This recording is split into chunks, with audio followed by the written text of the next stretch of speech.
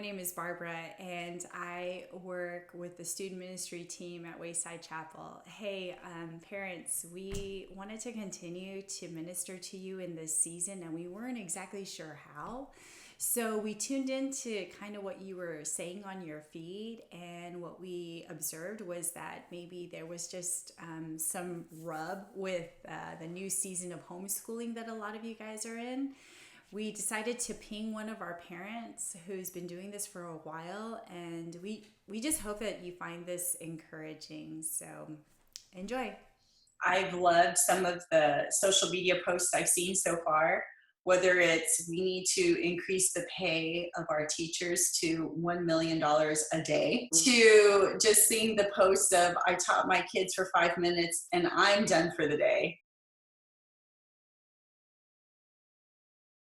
My name is Joe. I've been married to Jim for 30, coming up to 36 years. We have six wonderful kids, and four of them are married and having families of their own, and then two still at home that we're raising. But we've been homeschooling for 26 years, and it has been a year-by-year journey. I mean, there's so much more online now compared to that first in 1994. 94. Okay, so the curriculum was different. Yeah. So what did your curriculum look like? We have used the same curriculum for 26 years, and this curriculum has definitely rewritten and has kept current, and done a wonderful job, and always revising and new things. And it's a very literature-based curriculum, a lot of parental hands-on, biblically based. Really enjoyed it as a family.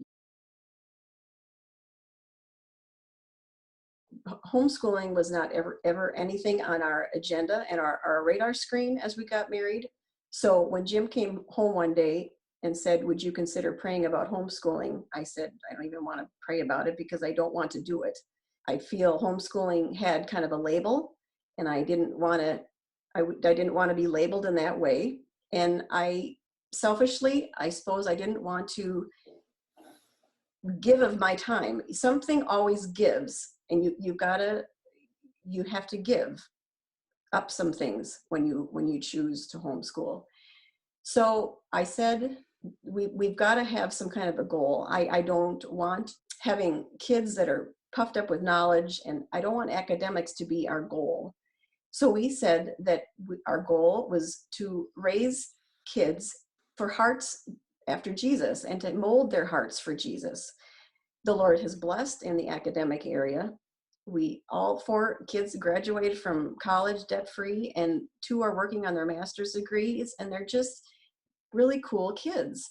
And so we have stuck with this goal of molding their hearts after Jesus, because in the end, people, this is the only thing that matters, is their hearts and Jesus, and having eternity in view in that way.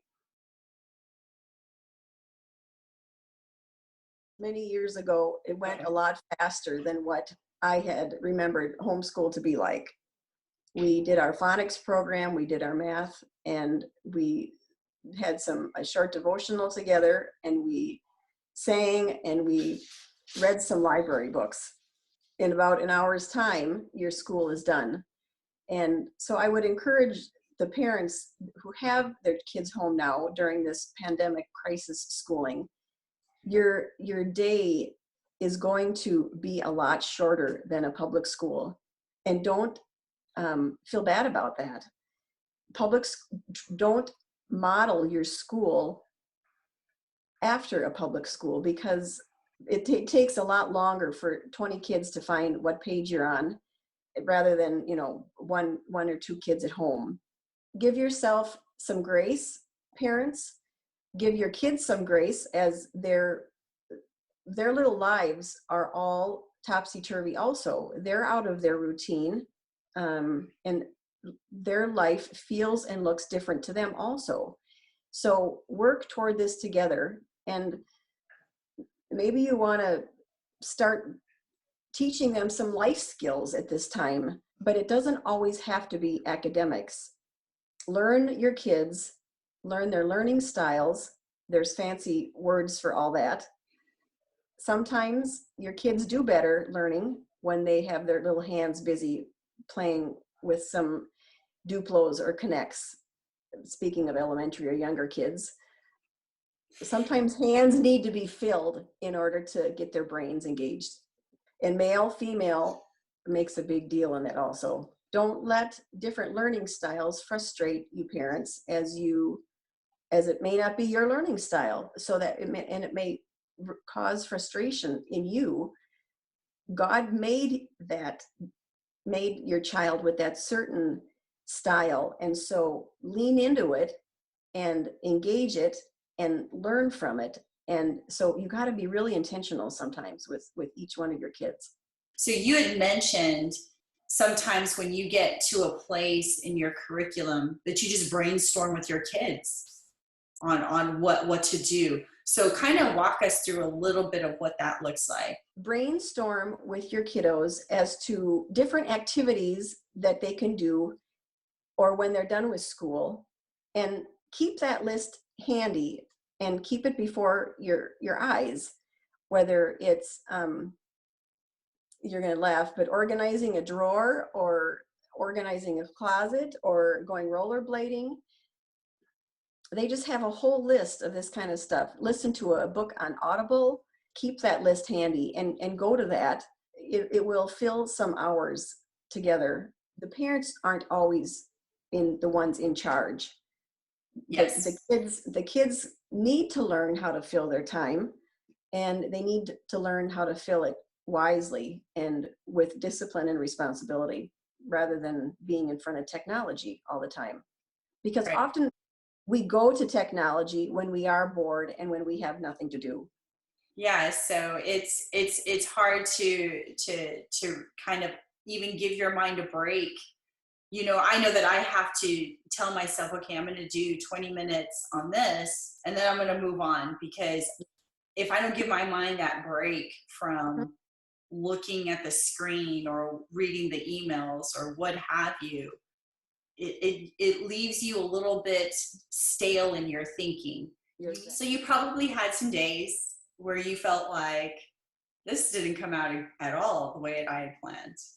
No, and you have days when you call your husband and say, where is the little yellow school bus? Not every day is going to look Pinterest perfect. And give yourself the grace. Something always has to give, and you need to figure out what that thing is that you're just going to lay aside right now, and you're going to focus on your family and on your kids. What was it that really kind of pivoted your mind, where you said you give yourself grace, but what was it that kind of reminded you, like, no, I'm on the right track? Well, I've always had a very supportive husband, and wives, pray that your husband helps and supports you during this time. So in my frustration, I would always, of course, go to Jim and talk to him about a particular issue. He was very helpful to engage in conversation and talk about ways it could possibly fixed or avoided, or if we needed to plow through it. So he was very, very supportive, but also the Lord and his graciousness, and going back to that, just the time of prayer and quiet time in the morning was just so helpful. And God is so faithful. He just provides, and he gives you strength and the wisdom to meet those every needs. There's a couple that I know of that she's doing the English and the literature, and dad is in charge of doing the math. And I just thought that was a really great way to kind of tag team Yes. on your strengths, Yes. the strengths of the family. What would you say to yourself or somebody else who's just having their first days, having their first struggles? What encouragement or what tip would you give? Well, especially during this pandemic crisis schooling time, and you feel as parents that you are inadequate, and you feel there's going to be holes in your kids' education, and you feel that they're not going to learn. Well, there are going to be holes in your kids' education, even in a public school or a Christian school. They are not going to know everything. And that's okay, parents. Give yourself a break. Maybe teaching a new life skill to your kids in these days. Maybe they need to learn how to change the oil in the car, or meal plan or menu plan. Play board games with them, but just ask the Lord to help you as a family and to fall in love with your kids. Yeah. For you to enjoy learning together and just being together, having a meal together, doing something together. Just fall in love with your kids again during this time. Gosh, you're right. I mean, we have lost the ability to just do simple things on our cars, like, changing a tire, changing the oil, changing the hoses. Those are skills that my brothers taught us, because they would get frustrated with us during the summer when the little sisters were constantly bugging them, because we were bored. And so they would say, all right, then hold this wrench, and before you know it, here's how you change the oil in the car. Here's how you put on a starter. And it was great. Here's how you snake a drain, because we all had long hair. And so my brothers would get really frustrated with us. Yes. So, Joe, this is great. The experience, the wisdom that you had.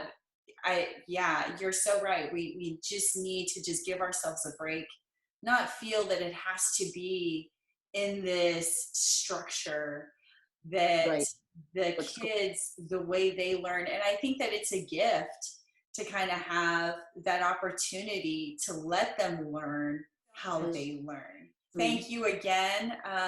Do you think that we left anything out? I know I've heard from some of my high school kids, or one of my high school kids, that their friends were really just used to being with their family for maybe one, possibly 2 hours a day.